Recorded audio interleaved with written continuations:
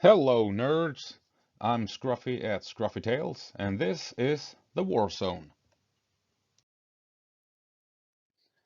Welcome everyone to Stridsfordon Part 2, where we will explore the latest rumors surrounding Sweden's next infantry fighting vehicle. Will it be the STRF 9035 or STRF 9050? So a quick recap, Sweden has placed its order for new CV90s in 2024 to as quickly as possible get production going. Sweden's next CV90 will be similar but with notable differences to the Dutch CV9035NL. Sweden will go away from the 40mm Bofors autocannon and instead adopt the 35mm Bushmaster 3 chain gun. Sweden has announced that its next ATGM RB58 will be the highly advanced French missile Acheron. Shortly after that announcement, Hägglunds provided missile pods for the CV90 capable of launching Acheron missiles.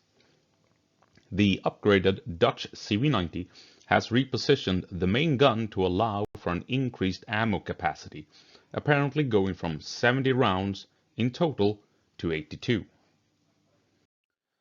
And the Dutch CV90 has some fun features, and such as a periscope, and we can see the periscope here and here, and as you can see there's different options to what that may look like, but you get the point.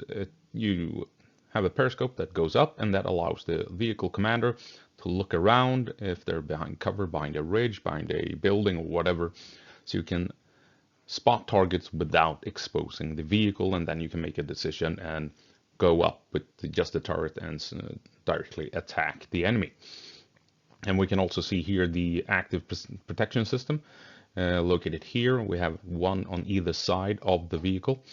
So each set has two tubes that allows the vehicle to engage incoming RPGs or incoming anti-tank missiles and knock them out just as they are almost at the vehicle. So 5 to 10 meters away from the vehicle, these weapons will fire, and that was the wife in the background coughing, and they will then destroy the incoming missile.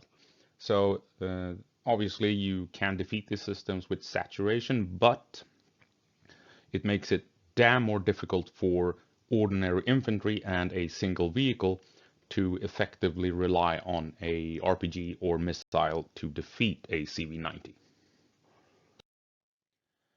And hang on, there we go. Next we have the anti-tank guided missile launcher, usually equipped with a spike missile or two spike missiles, but like I said, Hägglunds have provided Acherons, as that appears to be Sweden's next ATGM system, and they are positioned in a pod on the right hand side of the turret, right next to the gunner. Two missiles, this one pops up, and then you can fire the missile, so you can see it here as well. So Sweden does not have anti-tank guided missiles for the CV90 currently. Tests were made with the Swedish missile RB56. The father of the N-law, basically. An N-law is an RB56 where you have removed the wire that you rely on to guide the RB56. So it was a very potent top attack missile, as you can imagine. But now Sweden will have the Acheron instead. And what else? Smoke launchers. Yeah, I think it's very interesting. Take a look at the smoke launchers, where they are positioned on the Dutch CV90. And Sweden will more than likely have a similar turret, is my guess, to be honest. So I think we will see a Swedish turret with the smoke launchers positioned here. Where else do we find them? Here as well, as you can see here, and we can see the smoke launchers here on the side next to the commander. So this is where the smoke launchers will be positioned. I think it's kind of interesting. You don't usually see this setup for smoke launchers on vehicles. So yeah. Let's see, I guess that's it for these pictures. Let's move on. Interestingly, Sweden has successfully tested relying on a drone deployed from a docking pod on a CV90 to scout out and locate hostile targets beyond the line of sight of the crew, finding targets out of view hidden behind terrain features, and then relying on the drone to guide in on ATGM like the Akron to strike at and destroy said target. If Sweden will incorporate this technology into its new CV90 vehicles remains to be seen, but the potential of combining a drone with Akron ATGMs in a CV90 is a very exciting prospect indeed. Now, a lot of people have wondered why Sweden would move away from the 40mm and essentially downgrade to a 35mm.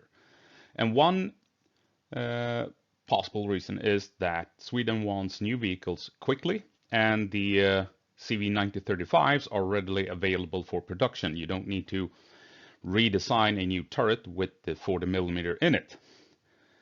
There is, however, another possibility. The Bushmaster 3 chain gun has an option to replace its barrel to allow for 50mm rounds to be used instead of 35mm.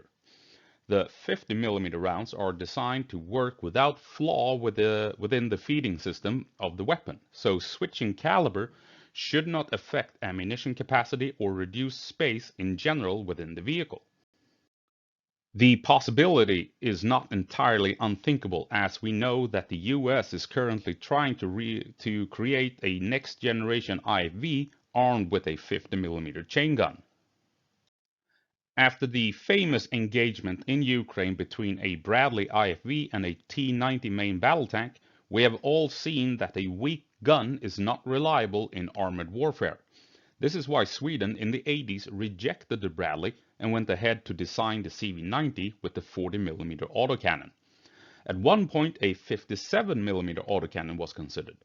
Since Sweden was early on thinking of providing the CV90 with a very powerful and capable main gun, it would not surprise me if we will see Sweden equip the next CV90 with the 50mm option available for the Bushmaster. Stridsfordon 9050. Sounds pretty nice, doesn't it? Thank you for watching. I hope you found all of this interesting, and I hope I will see you in the next one. See ya.